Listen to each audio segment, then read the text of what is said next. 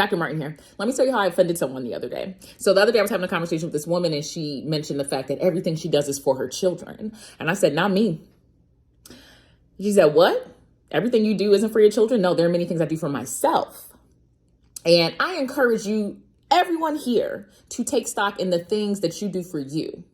That form of pressure that you put on your child to put the end all be all, like everything I did for you, I sacrificed everything for you. And they'll just be like, all I asked for were fruit snacks and a little bit more screen time. I didn't tell you to give up your whole identity. Once again, I've said this before. Children are designed to take. They're designed to take. They're going to take what you offer. It's your role to decide what you're putting on the plate. You put steak and eggs on a plate, that's what's up. They ask for toast. Toast isn't on the plate. You can have steak and you can have eggs.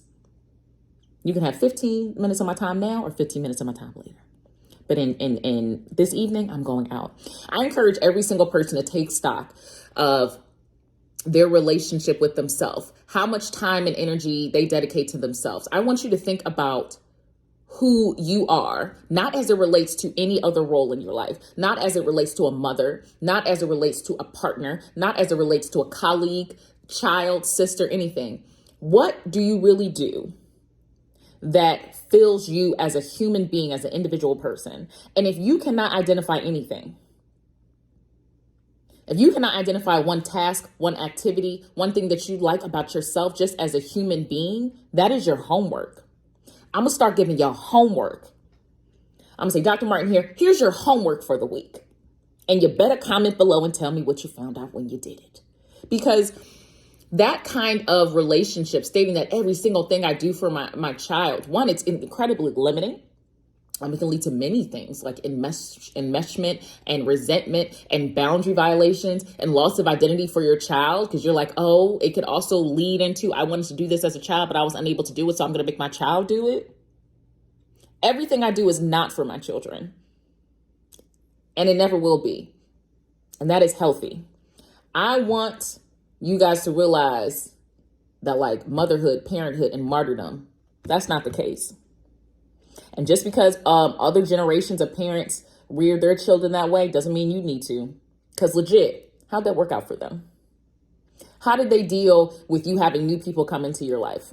How did those individuals deal with you stating that you did not want to do something? Did they try to have some kind of emotional manipulation? Well, I sacrificed so much and I really thought we could do this together. I wanted to hang out with my friends. Oh, well, now you got a new person in your life. I guess you don't have time for me. Well, yes, I have time for you. I may not have as much time for you because, yes, I do have another person in my life. How did those individuals, if you had a parent like this, how did they respond when you started having developmentally appropriate autonomy? Because I hear so many people talk about attachment, like secure, insecure, anxious, and they miss a big aspect of it. And that's the aspect of a secure base. How many of y'all have heard people who mention attachment mention a secure base? Now, if you're looking into the research of it and you're looking at John Bowlby and Mary Ainsworth, and I've gotten too far in the weeds here, I probably lost you. Okay. If you want me to go into some more detail about that, comment below. But sciencey mind. But yeah, I offended her. She looked at me like I was a monster. That woman probably called CPS on me right after this.